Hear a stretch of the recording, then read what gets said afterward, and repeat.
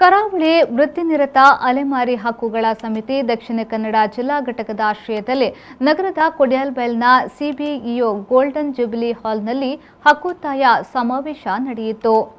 ಸಮಾವೇಶವನ್ನು ಉದ್ಘಾಟಿಸಿ ಮಾತನಾಡಿದ ಕರ್ನಾಟಕ ಅಲೆಮಾರಿ, ಅರೆ ಅಲೆಮಾರಿ ಮತ್ತು ವಿಮುಕ್ತ ಬುಡಕಟ್ಟುಗಳ ಒಕ್ಕೂಟದ ಪ್ರಧಾನ ಕಾರ್ಯದರ್ಶಿ ಡಾ ಮಲ್ಲಿಕಾರ್ಜುನ ಮಾನ್ಪಡೆಯವರು, ಅಲೆಮಾರಿ ಆದಿವಾಸಿ ಸಮುದಾಯ ಮನೆ, ಶಿಕ್ಷಣ, ಉದ್ಯೋಗ, ಆರೋಗ್ಯ ಸೌಲಭ್ಯಗಳಂತಹ ಕನಿಷ್ಠ ಮೂಲಭೂತ ಸೌಲಭ್ಯಗಳಿಗಾಗಿ ಹಲವು ದಶಕಗಳಿಂದ ಸರ್ಕಾರಗಳ ಮುಂದೆ ನಿರಂತರ ಬೇಡಿಕೆಗಳನ್ನು ಮಂಡಿಸುತ್ತಾ ಬಂದಿದೆ.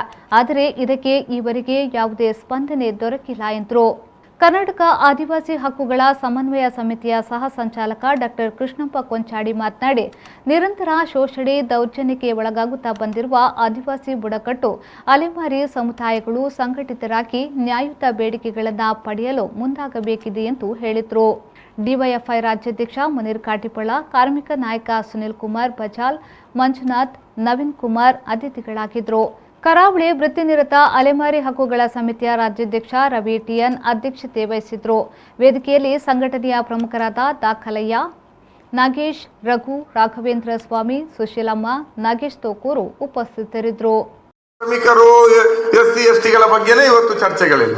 ಅದರ ಬದಲಿಗೆ ಅನಗತ್ಯವಾದಂತ ಮೊನ್ನೆ ಒಂದು ಯುಗಾದಿ ಟೈಮಲ್ಲಿ ಬಹಳ ಚರ್ಚೆ ಆಯ್ತು. ಏನು ಹಲಾಲ್ ಕಟ್ಟೋ ಜಟ್ಕಾ ಕಟ್ಟೋ ಅಂತ ಅಲ್ವಾ?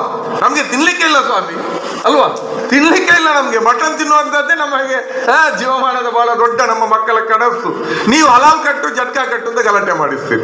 ನೀವು ಯಾವ ಕಟ್ ಮಾಡ್ತೀರೋ ಗೊತ್ತಿಲ್ಲ, ನಮ್ಗೆ ತಿನ್ಲಿಕ್ಕೆ ಏನಾದ್ರು ಕೊಡ್ತೀರಾ ಸರ್ ಸರ್ಕಾರದಿಂದ? ಅದು ಪ್ರಶ್ನೆ ಅಲ್ವಾ? ಅಲ್ವಮ್ಮ? ಹೌದಲ್ವಾ?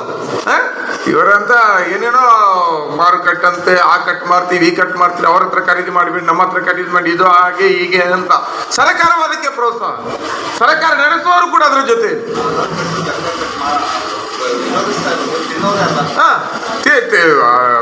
ಪ್ಯೂರ್ ವೆಜಿಟೇರಿಯನ್ಗಳು ಅದರ ಹಿಂದೆ ಇರುವಂತ. ಅದೆಲ್ಲ ಏನೇ ಇರಲಿ, ಹಾಳಾಗೋಗ್ಲಿ. ಈಗ ನಮ್ಮಂತ ಅಲೆಮಾರಿಗಳು, ಬಡವರು, ಶ್ರಮಿಕರು, ಆದಿವಾಸಿಗಳು, ಟ್ರೈಬ್ಗಳು ನಮ್ಗೆ ತಿನ್ಲಿಕ್ಕೆ ಎಲ್ಲಿದೆ? ಇಲಿಯ ಹೊಡೆದು ತಿನ್ನುವಂತ ಕಮ್ಯುನಿಟಿಗಳಿಲ್ವಾ ಆದಿವಾಸಿಗಳಲ್ಲಿ? ಮಾನ್ಪಡೆಯವರೇ ಅಲ್ವಾ?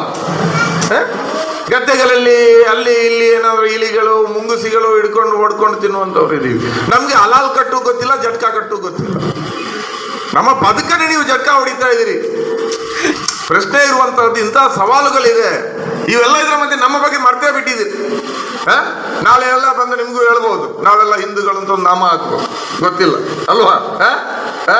ಇಂಥ ರಾಜಕಾರಣ ನಡೀತಾ ಇರುವಂತಹ ಕಾಲಘಟ್ಟದಲ್ಲಿ ನಾವು ಮಾಡಬೇಕಾಗಿರುವಂತಹ ಕೆಲಸಗಳು ಅತ್ಯಂತ ಹೆಚ್ಚು.